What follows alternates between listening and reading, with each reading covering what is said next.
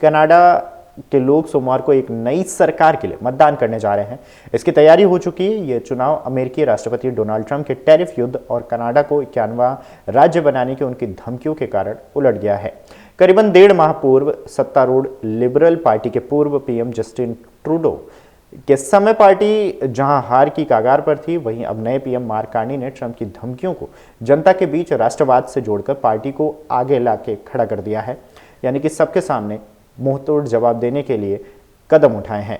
यानी कनाडावासी कल house of common के सामने सभी 343 सदस्यों का चुनाव करेंगे। यह चुनाव अमेरिकी राष्ट्रपति डोनाल्ड ट्रंप के टैरिफ युद्ध और कनाडा को 51वां राज्य बनाने की उनकी धमकियों के कारण उलट गया है।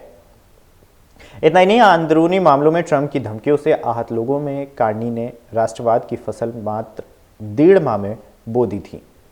आपको बता दें कि कनाडा के अंदरूनी मामलों में ट्रंप की धमकियों से आहत लोगों में कार्नी ने राष्ट्रवाद की फसल मात्र 1.5 माह में बो दी थी और जनमत सर्वेक्षण में वह विपक्षी कंजर्वेटिव पार्टी से आगे निकल गए। सोमवार को देश भर के मतदाता हाउस ऑफ कॉमन्स के सभी 343 सदस्यों का चुनाव करेंगे। कनाडा के चुनाव में लिबरल प्रत्याशी 60 वर्षीय कार्नी ने बैंक ऑफ कनाडा का नेतृत्व करते हुए वित्तीय संगठनों को सफलतापूर्वक संभाला और बाद में बैंक ऑफ इंग्लैंड का संचालन किया। कंजर्वेटिव नेता पियरे पोइलिवरे कार्नी के मुख्य प्रतिद्वंदी हैं। कनाडा में जस्टिन ट्रूडो के वक्त उनकी पार्टी की सरकार की नीतियों के चलते देश में महंगाई और मकान की कीमतें बहुत ज़्यादा बढ़ गई थी। साथ ही अप्रवासियों की बढ़ती तादाद को लेकर भी कनाडा के लोग ट्रूडो सरकार से नाराज थे। बढ़ते दबाव पर उनके इस्तीफे के बाद मार्क कार्नी नए नेता चुने गए और चुनाव की समय सीमा अक्टूबर तक होने पर भी उन्होंने सत्ता संभालते ही चुनाव में जाने का ऐलान कर दिया और संसद भंग कर अप्रैल में ही चुनाव कराने का फैसला किया। वह ट्रूडो से बेहतर साबित हो रहे हैं। अमेरिका का राष्ट्रपति बनने के बाद डोनाल्ड ट्रंप ने कनाडा पर भारी टैरिफ लगा दिए हैं और साथ ही कनाडा को अमेरिका का 51वां राज्य बनाने की मंशा जाहिर कर दी। कनाडा की सरकार ने इसका कड़ा विरोध किया। मार्क कार्नी ने अमेरिका के आगे झुकने से इनकार कर दिया है। इससे लोगों में मार्क कार्नी का समर्थन बढ़ा है और साथ ही राष्ट्रवाद की भावना का भी उदय हुआ है। इसका सीधा लाभ लिबरल पार्टी को मिला है। जो लिबरल पार्टी कुछ माह पहले अब तक सर्वे में बुरी तरह पिछड़ रही थी, वही लिबरल पार्टी अब एक बार फिर से सरकार बनाने के लिए तैयार दिख रही है। ताजा सर्वेक्षण के मुताबिक अगर आज चुनाव होते हैं तो लिबरल पार्टी को 43% समर्थन के साथ 196 सीट मिल सकती है। वहीं विपक्षी कंजर्वेटिव पार्टी को 122 सीटें मिल सकती हैं।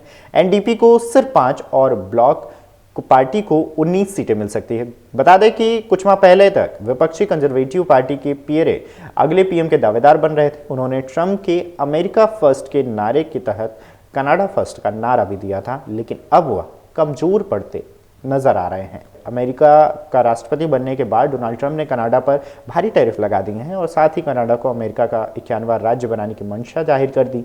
कनाडा की सरकार ने इसका कड़ा विरोध किया। मार्क कार्नी ने अमेरिका के आगे झुकने से इनकार कर दिया है। इससे लोगों में मार्क कार्नी का समर्थन बढ़ा है और साथ ही राष्ट्रवाद की भावना का भी उदय हुआ है।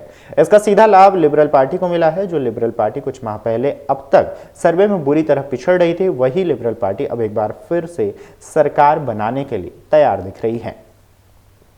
ताजा सर्वेक्षण के मुताबिक अगर आज चुनाव होते हैं तो लिबरल पार्टी को 43% समर्थन के साथ 196 सीट मिल सकती है। वहीं विपक्षी कंजर्वेटिव पार्टी को 122 सीटें मिल सकती हैं।